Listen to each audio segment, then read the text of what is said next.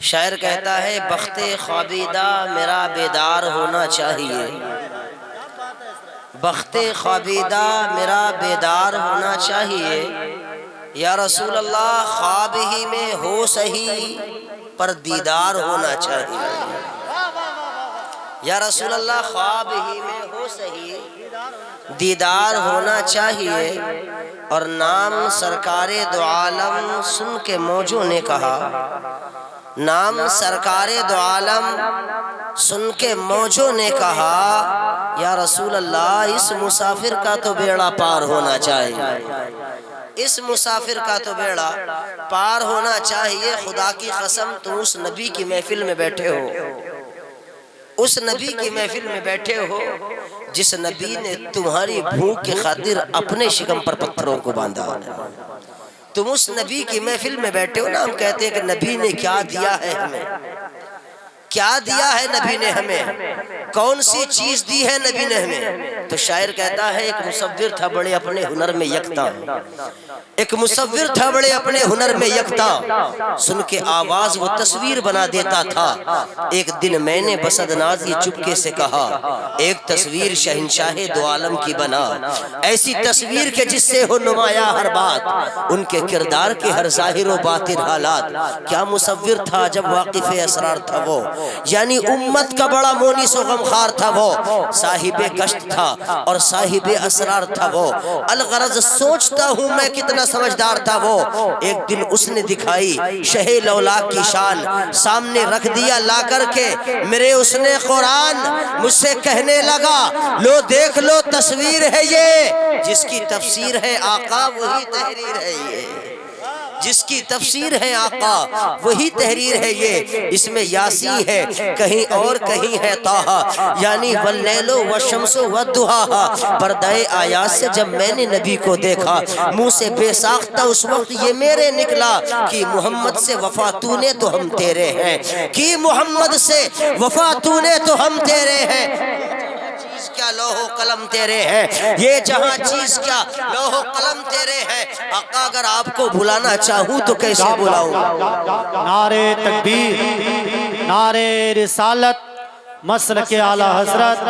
آمد شاعر اسلام بھائی راشد رضا مرکزی، آمد شاعر اسلام راشد رضا مرکزی، نعرہ تکبیر۔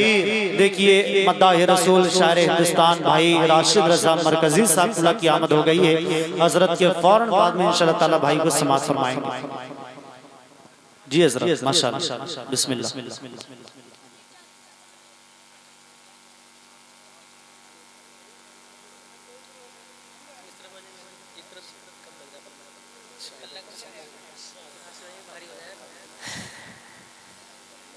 جس کی تفسیر ہے آقا وہی تحریر ہے یہ ہندوستان کا عظیم لہجہ، جس کو اور جس کی تعارف کرانے کی ضرورت نہیں، الحمدللہ پورا ہندوستان پہچانتا ہے، جن کا نام حضرت حافظ و قاری مولانا راشد رضا مرکزی صاحب قبلہ، شاعر ہندوستان، اندلیب گلشن رسالت، نائب رسول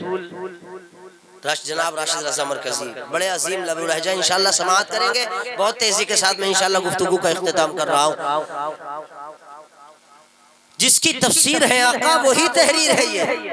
اس میں یاسی ہے کہیں اور کہیں ہے طٰہٰ، یعنی واللیل والشمس والضحیٰ۔ پردہ آیات سے جب میں نے نبی کو دیکھا، منہ سے بے ساختہ اس وقت یہ میرے نکلا کہ محمد سے وفا تو نے تو ہم تیرے ہیں، یہ جہاں چیز کا لوح و قلم تیرے ہیں۔ آقا تمہیں بلاؤں تو بلاؤں کیسے، آقا پکاروں تو پکاروں کیسے، یا رسول اللہ اگر تمہیں بلاؤں تو کون سے الفاظ سے بلاؤں، آقا کون سا جملہ کہہ کر کے بلاؤں، آقا کیا کہہ کر کے بلاؤں۔ والضحیٰ کہتا ہوں تو یاسین مصطفیٰ ہے، یاسین کہوں تو مزمل مصطفیٰ ہے، مزمل کہوں تو مدثر مصطفیٰ ہے، مدثر کہوں وَلَمْ نَشْرَحْ لَكَ صَدْرَكَ مصطفیٰ ہے، أَلَمْ نَشْرَحْ لَكَ صَدْرَكَ کہوں وَرَفَعْنَا لَكَ ذِكْرَكَ مصطفیٰ ہے۔ آقا بلاؤں تو کیا کہہ کر کے بلاؤں، آمینہ کا بیٹا کہہ کر کے بلاؤں، عبداللہ کا لخت جگر کہہ کر کے بلاؤں، حسنین کا نانا کہہ کر کے بلاؤں، فاطمہ کا بابا کہہ کر کے بلاؤں۔ آقا بلاؤں تو کیا کہہ کر کے بلاؤں۔ جب فرمان رسا کا ذہن کشمکش ہونے لگا،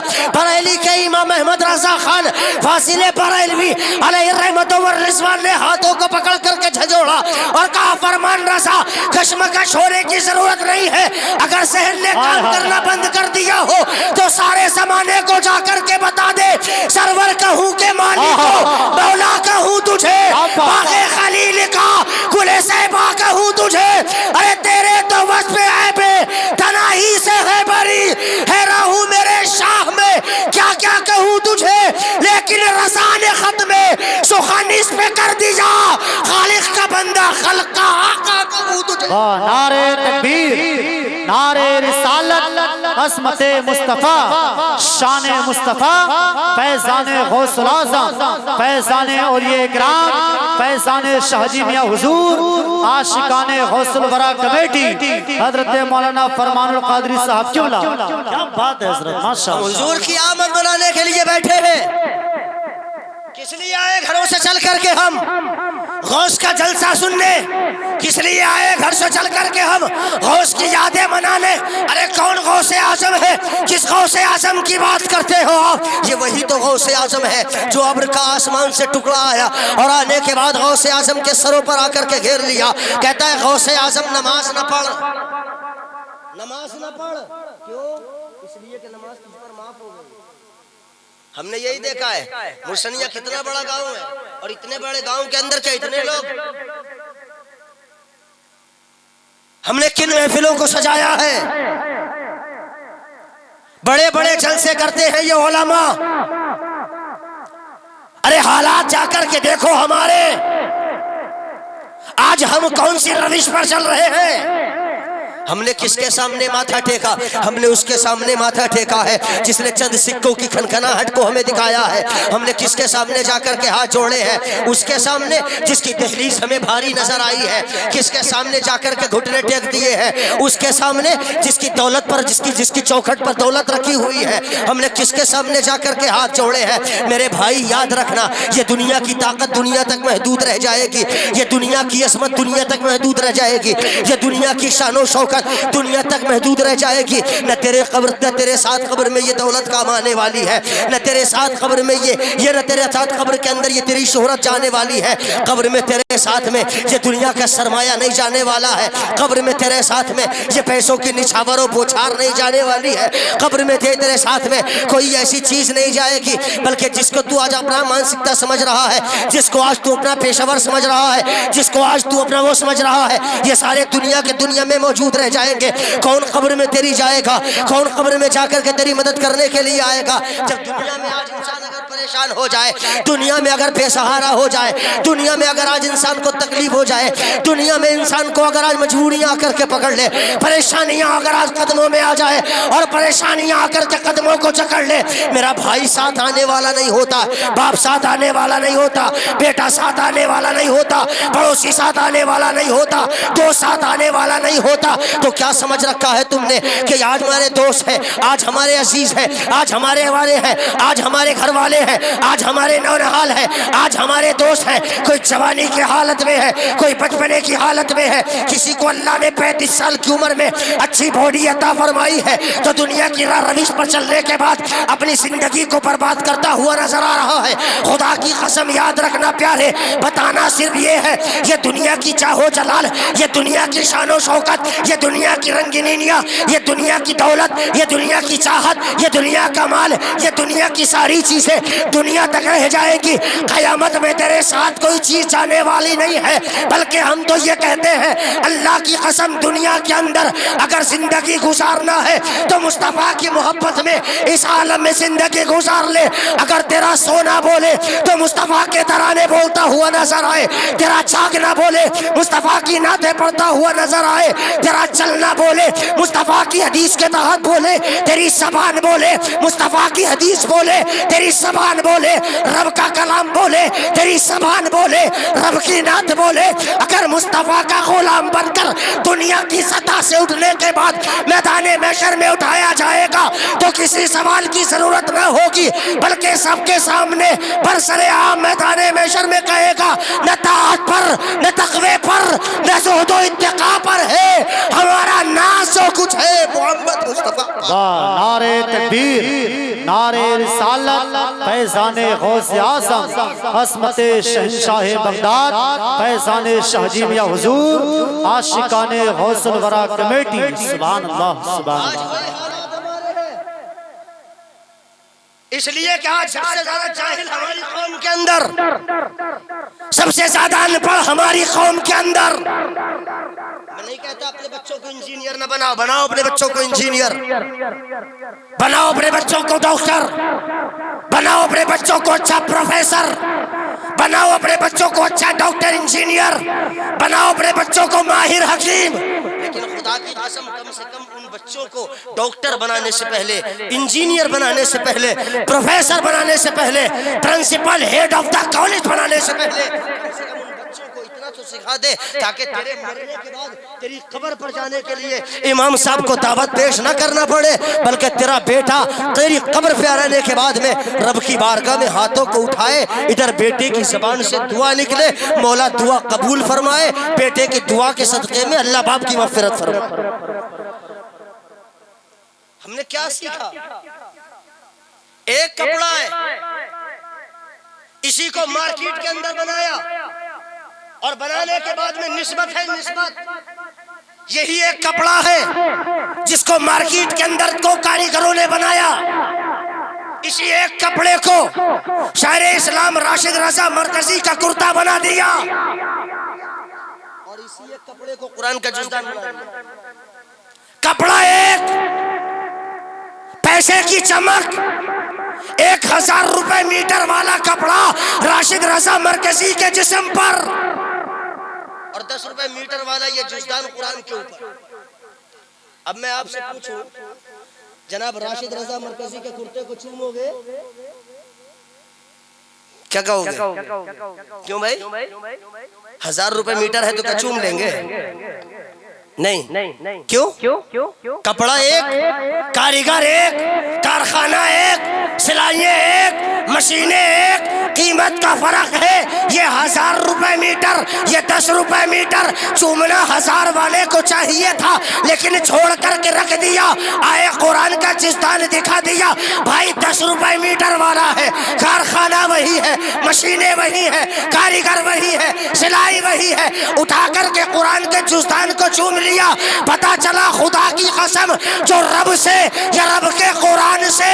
या रब के सच्चे बंदों से दुनिया में मोहब्बत करता है, अल्लाह दुनिया में भी बेमिसाल बनाता है, मरने के बाद में हश्र में भी बेमिसाल बना दिया करता है।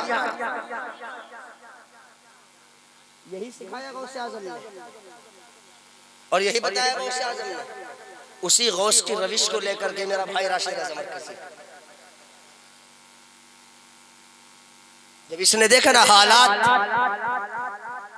जब इसने देखे ना कि हालात नकाब खींचे जा रहे थे, गौर से देखे इस चेहरे को, इसने देखा कि हालात क्या है। कोई मर्द उठने के तैयार नहीं, कोई हाथ में हाथ दे करके कहने के लिए तैयार नहीं, राशिद भाई आप फिक्र ना करो, हम तुम्हारे साथ खड़े होने के लिए तैयार हैं।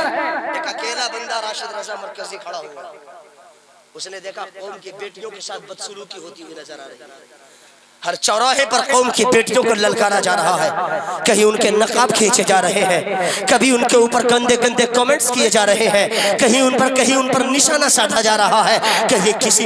किसी की बेटी को जाकर के रुस्वा किया जा रहा है, कहीं किसी की बेटी को जलील किया जा रहा है। खुदा की कसम, बेटियां तो बेटियां हुआ करती हैं, घर का चिराग हुआ करती है, घर की खुशबू आंगन